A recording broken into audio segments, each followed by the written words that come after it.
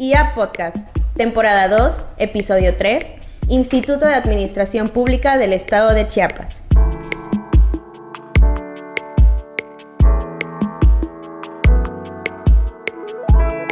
Bienvenidos a IA Podcast. En este episodio, el licenciado Wilson Espinosa Aguilar, director de Evolución Patrimonial, Conflicto de Interés y Ética de la Secretaría de Honestidad y Función Pública, viene a platicarnos sobre la declaración patrimonial. Actualmente desconocemos el tema de declaración patrimonial, el cual es muy importante hacerlo. También en redes sociales nos preguntaron mucho ¿qué es la declaración patrimonial? La declaración patrimonial es la información que todo servidor público se encuentra obligado a rendir ante los órganos internos de control de los entes públicos respecto de sus bienes y de su patrimonio. ¿Cuál es esta utilidad al hacerlo? La declaración patrimonial sirve más que nada como un ejercicio de rendición de cuentas que sirve a la autoridad administrativa a efecto de poder llevar un análisis adecuado de la evolución patrimonial y con ello evitar actos de corrupción. ¿Cuántos y qué tipo de declaración patrimonial existen? Son 3 tipos de declaración patrimonial: la inicial, la modificación y la conclusión. ¿Cuáles son los bienes o ingresos que deben ser declarados?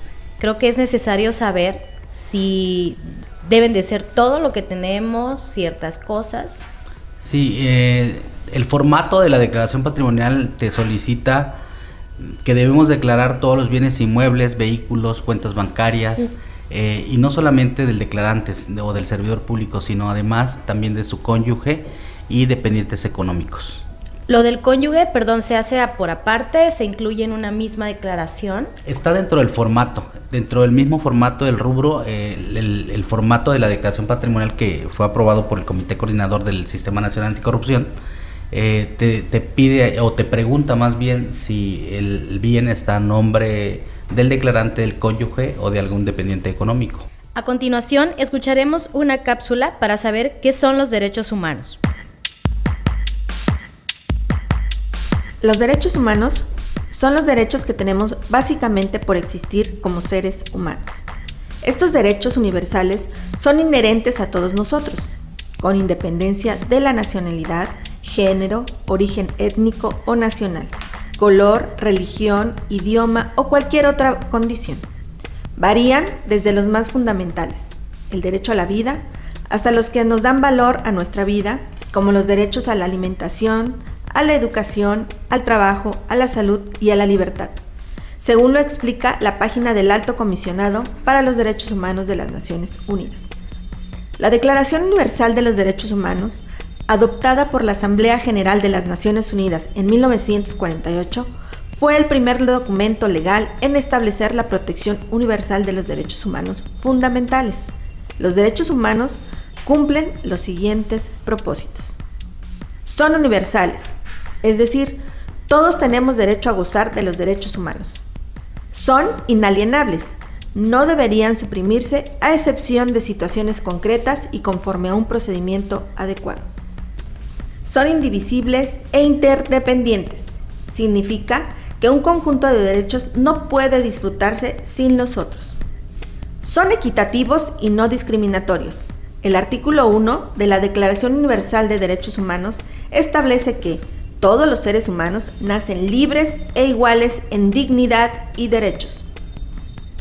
La Constitución de los Estados Unidos Mexicanos establece en su artículo 1 que todas las personas gozarán de los derechos humanos reconocidos en la Constitución y en los tratados internacionales de los que el Estado mexicano sea parte, así como de las garantías para su protección, cuyo ejercicio no podrá restringirse ni suspenderse, salvo en los casos y bajo las condiciones que esta Constitución lo establece.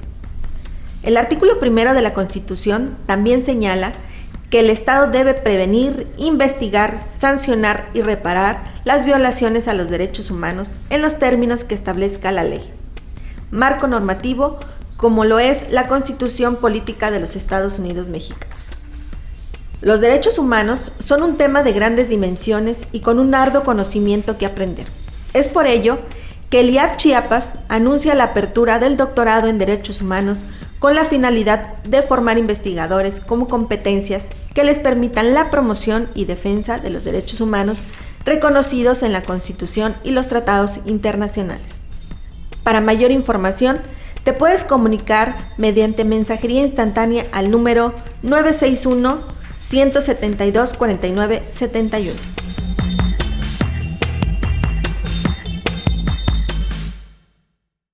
Estamos de regreso con el Lic Wilson hablando sobre el tema de declaración patrimonial. Ahora bien, queremos saber qué medidas de seguridad existen para garantizar la confidencialidad de la información contenida en la declaración. Tenemos leyes aquí en el estado que garantizan esa confidencialidad, esa información confidencial de los declarantes. Además de eso, en los sistemas informáticos que están establecidos para rendir la declaración patrimonial cuentan con medidas estrictas de seguridad, cuentas de usuario y contraseña, incluso hasta el uso de la firma electrónica avanzada emitida por el órgano estatal. ¿Y quiénes tienen que rendir su declaración patrimonial? Todas las personas servidoras públicas estamos obligados a presentar declaración. Hay dos tipos, por así decir, de declaración patrimonial, dos formatos, un formato simplificado y un formato en su totalidad, y ello depende del nivel jerárquico con el que se cuente en la institución o en el ente público en el que laboramos. Hablamos de jefes de departamento hacia niveles superiores, la declaración en su totalidad, que se cuenta con 27 módulos que deben ser requisitados, y dentro de ellos está precisamente este tema de poder declarar todos los bienes con los que contamos, ¿no? Muebles e inmuebles. Y el formato simplificado, que son alrededor de 7 módulos nada más, que no te pide mayor información. ¿Todos los poderes tienen que hacer la declaración patrimonial? Sí, es para todo servidor público, desde el nivel ejecutivo, legislativo, judicial, y cualquier nivel de gobierno, ¿no? Hablamos del nivel federal, estatal, municipal, órganos autónomos. ¿Cuándo y dónde puedo hacer la declaración patrimonial? Dependiendo del tipo de declaración a presentar, esos son los momentos para cumplir con esta obligación. La declaración inicial y la de conclusión, la ley contempla que se cuentan con 60 días naturales para realizar esta declaración patrimonial a partir de que haya efectuado el acto, ¿no? Ya sea el alta o la baja del servidor público, y son 60 días naturales. Y para la declaración de modificación, la ley contempla que esta obligación se debe cumplir dentro de los 31 días con los que cuenta el mes de mayo de cada año, durante que dure el encargo. Las declaraciones inicial y de conclusión se cuentan con 60 días naturales, a partir de que surta efectos el movimiento nominal. Digamos, si nos dan de alta hoy, a partir de mañana tenemos 60 días naturales para cumplir con esta obligación. Y la de modificación es durante el mes de mayo de cada año, mientras dure el encargo. Ahora vamos a la cápsula. ¿Te gustaría saber cómo reducir los gastos hormiga?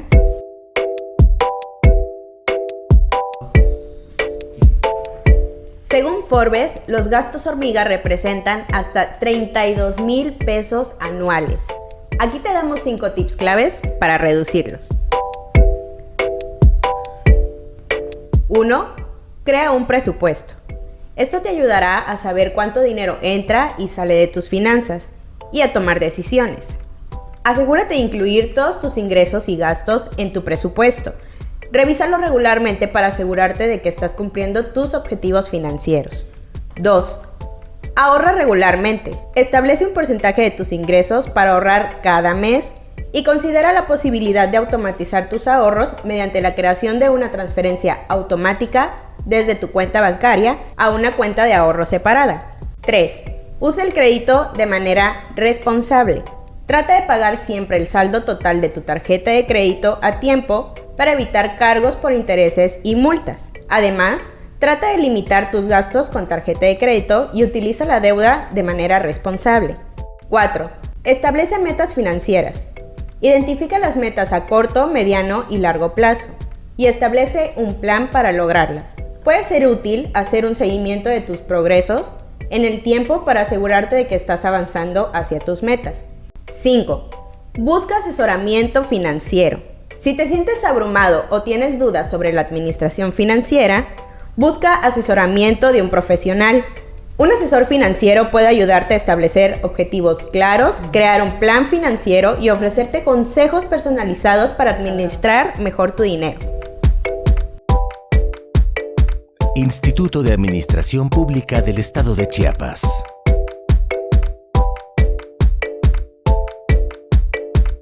Continuamos con nuestro invitado, el licenciado Wilson, y queremos preguntarle, Lee, ¿qué pasos tengo que seguir para hacer mi declaración patrimonial? Creo que a todos nos interesa esta información.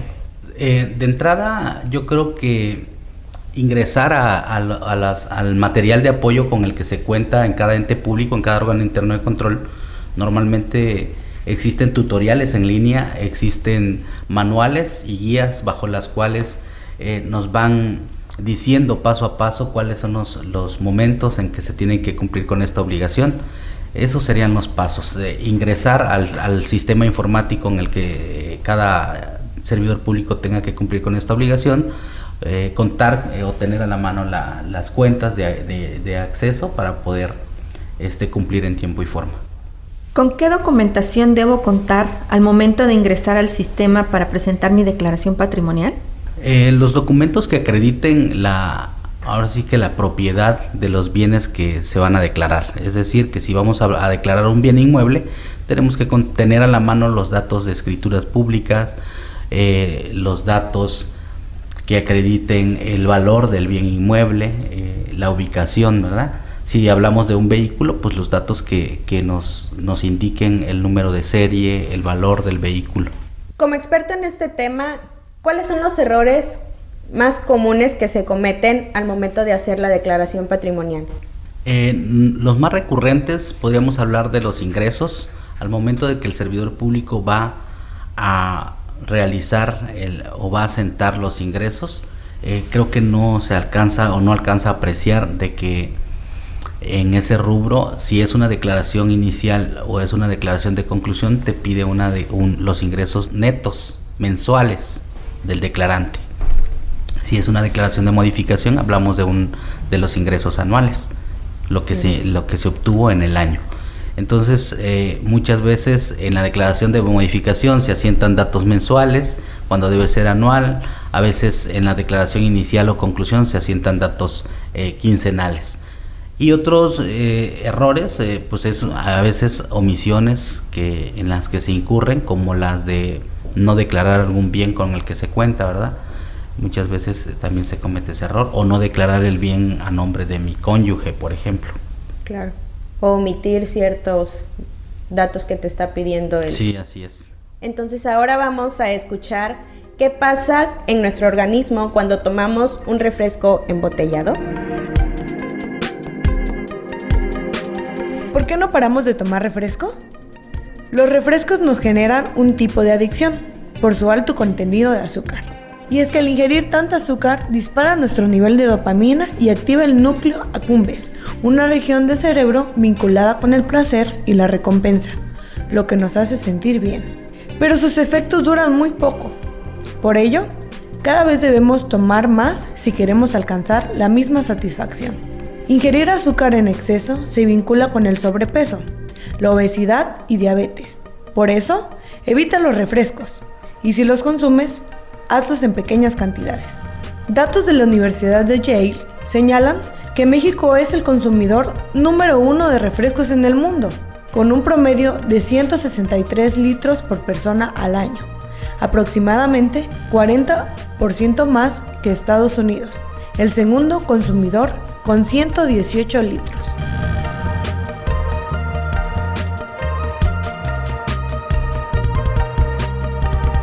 IAP Chiapas. Seguimos con el licenciado Wilson. Y Lick, ¿nos podría comentar cuáles son las consecuencias de no presentar la declaración patrimonial? Sí, hay consecuencias, por supuesto, porque el tema de la declaración patrimonial es una obligación para los servidores públicos y como toda obligación pues hay que cumplirla, ¿no? El hecho de no cumplirla trae una consecuencia prevista por la Ley de Responsabilidades Administrativas y se traduce en el inicio de un procedimiento de responsabilidad que al final de cuentas conlleva a una sanción que va desde la pérdida del empleo o destitución del cargo hasta una inhabilitación para desempeñar un empleo, cargo o comisión. ¿Qué pasa si presento de manera incorrecta mi declaración? De entrada, como medida preventiva, le podría decir de que en cuanto se detecta que el servidor o la servidora pública cometió un error involuntario en una declaración ya realizada, en una declaración ya enviada, pues lo viable o lo ideal es recurrir al órgano interno de control de su ente público y hacer las aclaraciones pertinentes mediante un escrito, ¿no? Eso sería como medida preventiva. Y qué hacer en caso de no hacer la aclaración pertinente, pues en su momento el órgano interno de control puede detectar esa irregularidad y solicitar la aclaración también conforme a las facultades que le prevé la misma ley de responsabilidades en el ejercicio del denominado análisis de evolución patrimonial. Al momento de presentar mi declaración patrimonial y hago declaraciones en falso, ¿qué pasa? El formato de la declaración patrimonial y la misma ley prevé que las declaraciones que realizan los servidores públicos deben ser bajo protesta de decir verdad. Entonces, en el momento en que una persona omite o miente, falsifica o asienta datos que no son reales en la declaración patrimonial, pues por supuesto está dejando de declarar con veracidad, y ello pues también trae una consecuencia que por supuesto deriva en las sanciones ya mencionadas.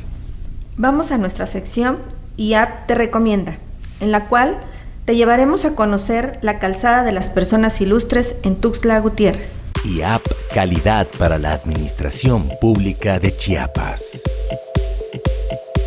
Oigan, ¿ya conocen la calzada de las personas ilustres de la Revolución Mexicana? Les cuento que es uno de los lugares más antiguos y tradicionales de la capital, y es llamada así porque en ella se localizan bustos de personajes forjadores de nuestra historia. Localizada en el lado norte-oriente de la ciudad, la calzada conecta con el Jardín Botánico Dr. Faustino Miranda, un lugar muy natural y perfecto para pasar un día al aire libre con tu familia o amigos. Ahí puedes dar un paseo guiado y tomarte las fotografías que tú quieras. Además, si te encantan los dinosaurios, a unos pasos de la calzada también se encuentra el Museo de Paleontología, el Liceo Palacios Aguilera. Ahí puedes visitar el jardín prehistórico, observar la sección de ámbar y conocer los fósiles de Chiapas. La calzada de las personas ilustres tiene una vista preciosa de noche, perfecta para tomarte las fotografías que tú desees. Ve y visita la calzada de las personas ilustres en Tuxtla Gutiérrez. Ah, y por cierto, en el próximo episodio también te contaré de otros 2 museos que conectan con esta calzada. Instituto de Administración Pública del Estado de Chiapas. Estamos de vuelta y para finalizar, Lick, ¿nos podría comentar cuáles serían las recomendaciones que usted como el experto nos da para hacer una declaración patrimonial? De entrada, declarar con veracidad, realizar la declaración en tiempo y forma durante los plazos que la misma ley nos prevé para evitar precisamente el inicio de un procedimiento de responsabilidad administrativa y por supuesto cuidar nuestro trabajo contar o prever de que nuestra firma electrónica esté vigente, porque tiene una vigencia de 2 años. Tal vez el contar o tener a la mano las cuentas de usuario y contraseña, y pues básicamente serían esas las recomendaciones. Creo que ahí tendríamos que estar muy pendientes, ¿verdad?, de las cosas que ya no están vigentes para renovarlas y así poner todo en orden para antes de hacer nuestra declaración patrimonial. Por supuesto. Sí, prever sobre todo cuando estamos en el tiempo, por ejemplo, en la declaración de modificación, que es en la que muchísimos servidores públicos presentan la declaración de modificación, pues también así hay muchas firmas electrónicas ya caducadas y por ende hay muchas solicitudes de firma electrónica, entonces se complica, se satura y a veces la declaración que se iba a hacer durante los primeros días de mayo se nos viene a pasar hasta final de mayo porque no teníamos la firma electrónica, entonces sí es recomendable prever esa parte. Claro. ¿Tengo alguna forma de cómo saber si mi firma electrónica sigue vigente previo al inicio del mes de mayo? Sí, todo el tiempo se tiene esa información. La firma electrónica es un archivo encriptado que nos dan nuestros entes públicos y en esos archivos nos señala la vigencia de la ley, de la firma, nos dice cuándo fue expedida y cuándo expira. Entonces, en el momento en que usted considere revisar la caducidad o la fecha límite para poder utilizar esa firma, usted lo puede hacer. Perfecto. Ahora, si alguien quiere más información respecto a esto o quieren comunicarse con usted, ¿a dónde pueden hacerlo? Estamos en la Secretaría de Honestidad y Función Pública, en la Dirección de Evolución Patrimonial y en Boulevard Los Castillos, número 410, Fraccionamiento Montes Azules, aquí en Tuxtla Gutiérrez, y en los teléfonos 961-678-7530, extensión 22317 y 22320. Muchas gracias. ¿Qué te pareció el podcast? Queremos saber tu opinión y dudas en los diferentes temas. Escríbenos en nuestras redes sociales. Recuerda que estamos como IAP Chiapas en Facebook, Instagram y Twitter. Muchas gracias, licenciado Wilson, por haber estado con nosotras y nos vemos hasta el siguiente episodio. Un placer, gracias.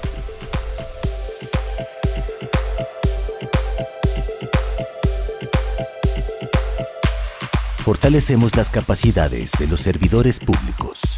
IAP Chiapas.